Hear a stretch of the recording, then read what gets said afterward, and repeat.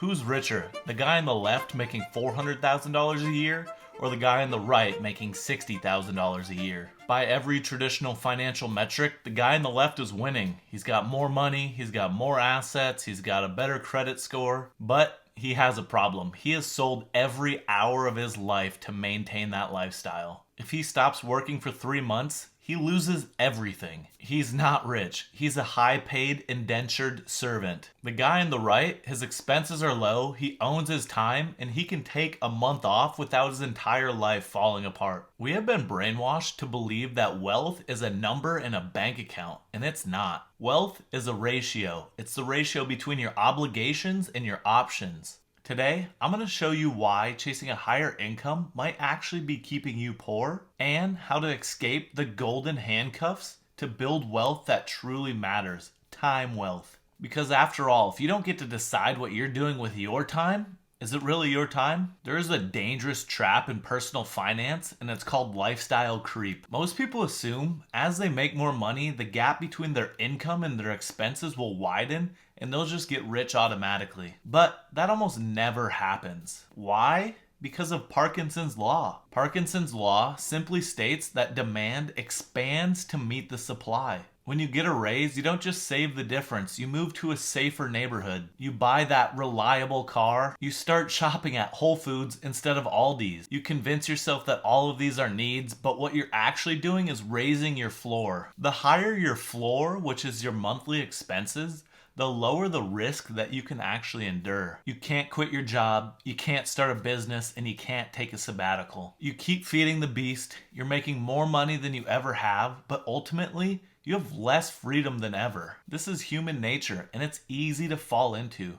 This is why people call it lifestyle creep and not something more abrupt. It happens slowly, but eventually you're gonna look around and see all this stuff that you're paying for and wonder to yourself, what the hell happened? So how do we flip this? We need to change the scorecard. Stop measuring your success by net worth and start measuring it by your runway. Runway is, how many months could I survive if I stopped working today? If you have $10,000 and you're spending $5,000 a month, you have 2 months. If you have $10,000 and you lower your expenses to $2,500 a month, suddenly you have 4 months. You just doubled your wealth without earning a single extra dollar. This is the secret of the truly wealthy people. They don't optimize for maximum dollars. They optimize for maximum autonomy. They realize that $80,000 a year on a remote, flexible schedule with a lower income is often richer than making $150,000 a year where you have to commute,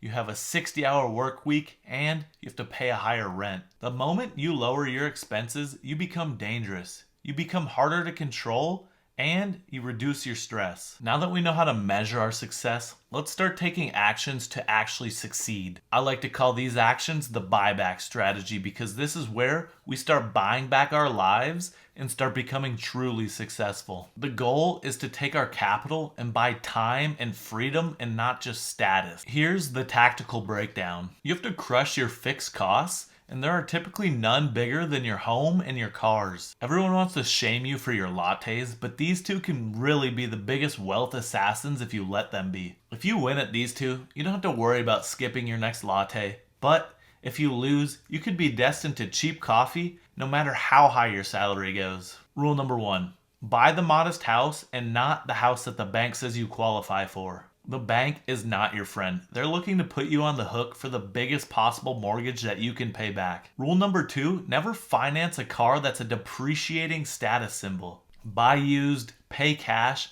or just keep the payments as low as you can. This could end up saving you $400 to $500 a month, which is upwards of $6,000 a year. Add compounding interest to that, and we're talking some serious money. Control housing and cars, and the lattes are gonna take care of themselves. Just don't buy yourself into the financial prison that comes with the big house and the leased BMW. Crush your fixed costs, and the rest of it will take care of itself. You should be buying assets and things that make you money and not just more stuff. When you get a bonus, don't upgrade your lifestyle. Buy an index fund, a rental property, or pay down debt. The goal is to lower your expenses, which is your floor, and raise the ceiling, which is your assets. Finally, the FU fund. It's as simple as keeping 6 months of expenses in cash. It's called the FU Fund because when you have it, you've given yourself insulation from life's issues and the comfortability to move how you want and not how your boss or your company wants you to move. We live in a society that tells you that you're inadequate if you aren't scaling, hustling, and upgrading. But look around. The people winning the game are exhausted, they're medicated, and they're divorced. True wealth is waking up in the morning and saying, I own this day. Don't let lifestyle creep steal from you. Lower your burn, buy your freedom, and escape the trap. Subscribe if you want to be rich in time and not just money. Thank you.